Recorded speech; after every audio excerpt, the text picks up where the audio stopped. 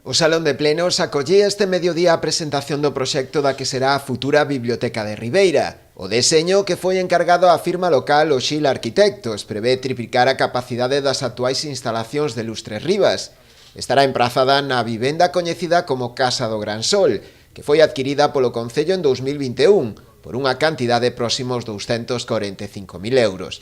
A intención do Concello é que o proxecto poida salir a licitación no prazo dun mes, para que sexa unha realidade a finais do vindeiro ano 2023. E que, polo tanto, se todo vai ben, pois esperemos que sobre finales do ano que ven poda ser unha realidade. E, ademais, non só é un proxecto de biblioteca, sino de transformación de o que é aquela zona na que pensamos tamén seguir actuando, e non só en este edificio. O proxecto destaca pola súa beleza e funcionalidade, cun edificio distribuído en 2 plantas e soto e un xardín interior.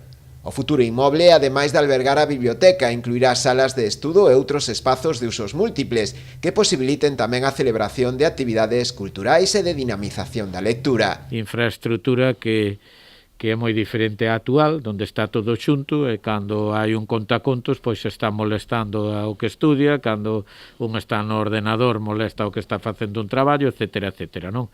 E creo que o traballo a min me gustou moito, espero que eso sea como lle guste a todo o mundo. O seu orzamento ascende a preto dos 900.000 euros. É posible que tamén no próximo pleno levemos unha ampliación de ese crédito debido a todo o que supón na construción estes meses, ca subida sobre todo das materias primas, e que pode acercarse ao que é o propio IVA, non?